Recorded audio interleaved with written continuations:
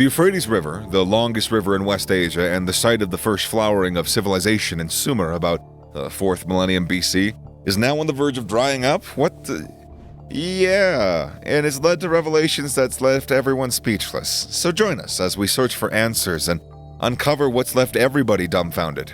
Including me, who's already dumb. The Euphrates River is the longest river in Southwest Asia, extending 1,740 miles, and it's one of the two primary elements of the Tigris-Euphrates River system. The river originates in Turkey and it flows southeast through Syria and Iraq. The Euphrates River is formed by the confluence of the Karasu and the Murat rivers in the Armenian highland, and it flows down between large peaks of the Taurus Mountains to the Syrian plateau. The Euphrates River is one of the world's oldest and most important rivers. It's seen a lot of history. The Euphrates River flows through Western Asia, but it's drying up. Lowering water levels have caused problems in the past for the river, but why, you know? In accordance with the Bible, when the Euphrates River runs dry, incredible events are on the horizon. Possibly even the second coming of Jesus and the rapture. According to Revelation 16:12, the sixth angel poured out his bowl on the great river Euphrates, and its water was dried up, and prepared the way for the kings from the east.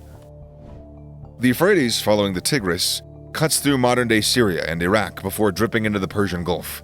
For thousands of years, the twin rivers have allowed rural settlements and big cities to grow in Mesopotamia, which is considered the birthplace of some of the world's first civilizations. However, the Tigris-Euphrates River system has been drying out for several decades now. Meanwhile, freshwater demand continues to rise, and the region's water management is uncoordinated. The strain is clearly visible, but a catastrophic collapse of the river system will be disastrous for the region. Millions of people in Turkey, Syria, and Iraq rely on the Tigris-Euphrates for water.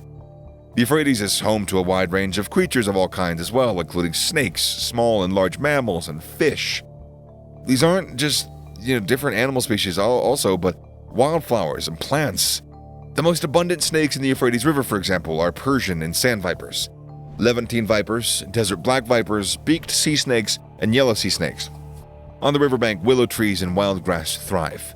Aside from the vegetation, you can witness shrews, river otters, wolves, hedgehogs, wild pigs. They typically drink water from the Euphrates River. Multiple dams, droughts, water regulations, and overuse are some of the reasons why the Euphrates River is drying up. A lot of families in Iraq that rely on the water are in severe need of water. The Euphrates River is drying up due to a lack of rainfall. Iraq is experiencing the worst drought in history. Along with droughts, Iraq and the surrounding region are affected by climate change and rising temperatures. Crops are failing as a result of the little rainfall, high temperatures, and the river drying, and over 800 families have fled the villages surrounding the Euphrates River. Unfortunately, the Tigris, another biblical river, is also losing water and also drying out. Two biblical verses foretell the Euphrates River downfall. First prediction is the part of a lengthy oracle against Babylon. God pronounces judgment on Babylon's leaders and wise men, and as well as its false prophets, troops, horses, chariots, and treasures. The second prediction of the Euphrates River drying up is one of the 7 bold judgments of Revelation. Lower volumes of water flowing from Turkey through the Tigris and Euphrates rivers, on which Iraq has relied on most for irrigation, have left it more vulnerable when the rains have stopped, according to Harry Istapinian, an independent energy and water expert in Washington and a senior fellow at the Iraq Energy Institute.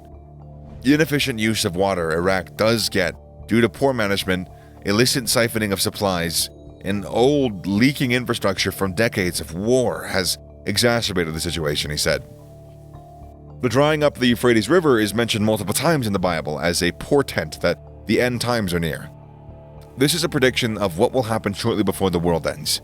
Some people believe that the Garden of Eden was located between the Tigris and the Euphrates rivers.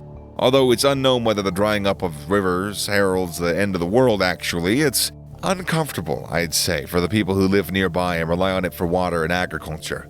There are no easy answers for filling the Euphrates River, especially with the river's yearly rainfall being at an all-time low. These discoveries are so bizarre that we couldn't help but be captivated and wonder what's going to happen next. Who's going to be in danger? What's going to happen next? Oh my God, who knows, right? So if you're as interested as us, hit that subscribe button. And if you're not as interested as us, hit that subscribe button. And let's find out what all these forbidden answers contain together. Lake Mead is rising very fast and something mysterious is happening. Interested? Well then go watch the video conveniently by that same name that I had to say like it was a sentence and not a title of a video. How do you do that naturally? Voiceover is hard. Alright then, thanks for watching. Bye.